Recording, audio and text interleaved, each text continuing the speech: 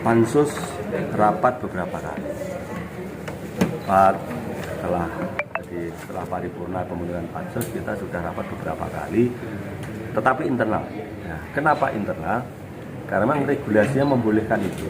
Nah, ini sebagai database awal, harapan kita rekomendasi LKPJ tahun 2022 nanti kita akan perdalam di raperda pertanggungjawaban. Ya, raperda pertanggungjawaban ya. Nah, raperda pertanggungjawaban kita sambil menunggu hasil audit BPK. Nah, karena di audit BPK nanti akan muncul yang pertama temuan-temuan, tentu temuan kegiatan yang efektif atau tidak, yang mengembalikan atau dan sebagainya, sesuai volume atau tidak, sesuai itu yang nanti akan kita kolaborasikan, akan kita komunikasi dengan pendapat pansus tentang rekomendasi LKPJ. Itu yang pertama. Yang kedua, dari rapat pansus ini memang kita tidak sampaikan secara menyeluruh, tetapi ini hanya kita sampaikan secara makronya saja, yang memang apakah memang ini menjadi prioritas. Semuanya sebenarnya prioritas, tapi menurut pandangan pansus ini yang sangat krusial, krusial yang memang harus kita sampaikan dalam rangka apa? Dalam rangka perbaikan pelaksanaan APBD 2023. Ada beberapa. Yang pertama adalah bidang pendidikan, yang kedua bidang kesehatan, yang ketiga bidang pertanian, yang keempat ada bidang pariwisata, bidang pemberdayaan masyarakat desa, bidang pekerjaan umum, dan selain untuk bidang keuangan. Bidang keuangan.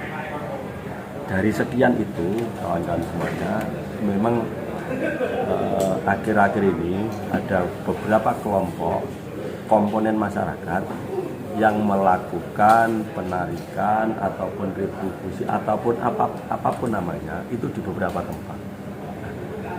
Ini apakah pembiaran atau bagaimana? Makanya kita sampaikan bagaimana pemerintah daerah ini harus segera hadir, pemerintah daerah harus segera mengambil sikap.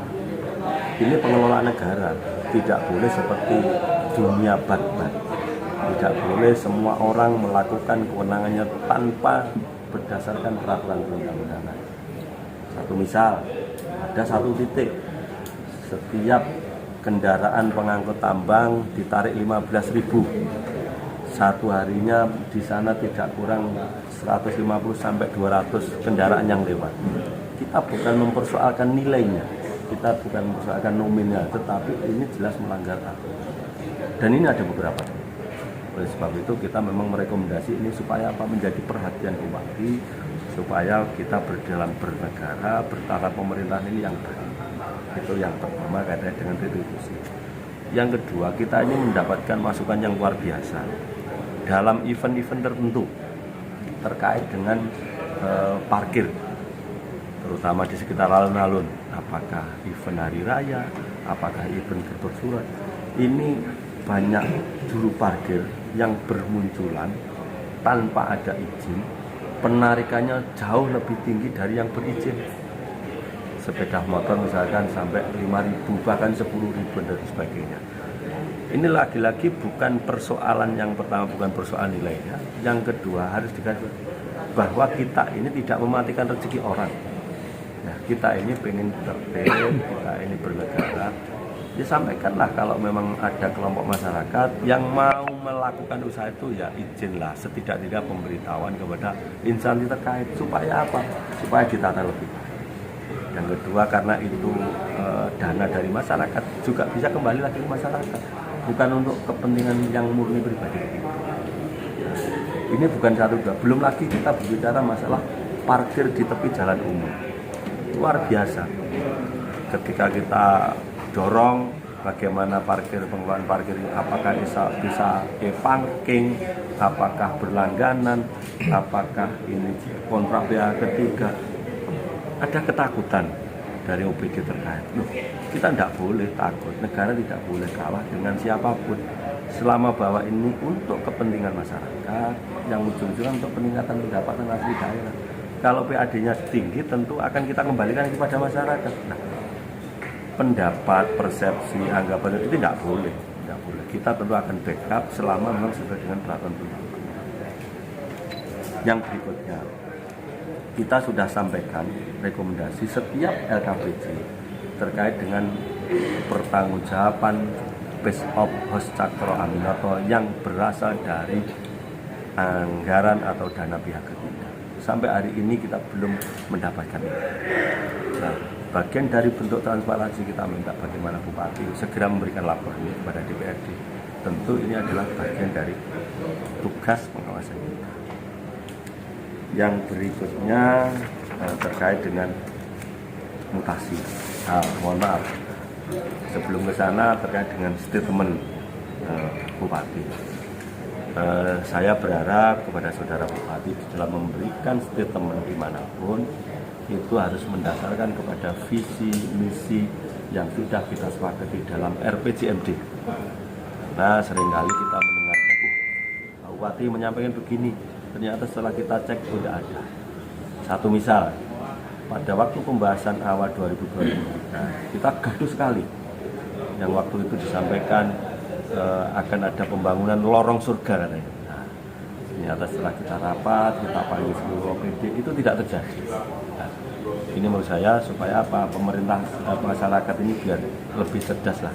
Artinya mari kita mencerdaskan bersama-sama masyarakat Ponorogo dengan memberikan informasi yang memang sesuai dengan koridor kaidah hukum, sesuai dengan peraturan perundang-undangan. Dan terakhir kawan sekalian, kita bukan dalam rangka konteks untuk melarang, tetapi kita menampung banyaknya keluhan, aspirasi masyarakat. Sampah ini sudah menjadi momok yang luar biasa. Dampaknya juga luar biasa. Kita belum berbicara masalah kesehatan, kita baru berbicara masalah tentang terkait dari sisi keindahan saja, kenyamanan dan sebagainya. Oleh sebab itu saya berharap pemerintah daerah yang sudah dijanjikan kepada masyarakat, ayo segera dituntaskan di 2023. Tentu kita akan menjadi skala prioritas, kita dorong kalau memang anggarannya kurang akan kita backup anggarannya di PAPBD 2023. Jadi kita ini sudah capek menerima keluhan masyarakat di sekitar TPA, di sekitar TPS, keluhan dari kawan-kawan mahasiswa dan berbagai elemen masyarakat. Dan ini memang berdampak luar biasa. Yang ketiga, mutasi. Kenapa kita sampaikan itu sama, bagaimana mutasi ini bisa berjalan sesuai dengan harapan kita semua. Jangan sampai menjadi liar, karena ini mau tidak mau ini ada proses politik, sehingga menjadi spekulan, menjadi liar di publik, yang ujung-ujungnya akhirnya menjadi tidak kondusif pemerintahan. Nah, kita berharap Bupati atau OPD terkait setelah ini bisa memberikan klarifikasi yang lebih clear lah.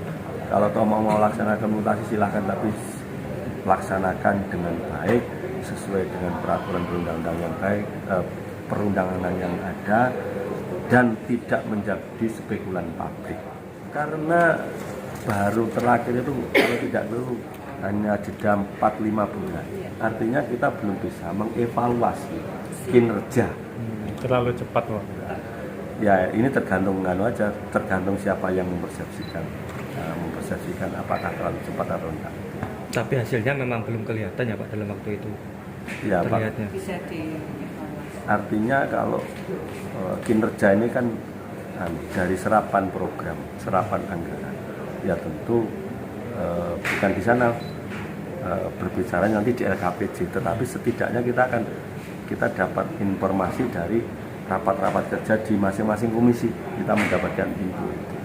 Karena di sana mesti setiap rapat komisi masing-masing itu akan ditanya tentang bagaimana kinerjanya, program dan sebagainya.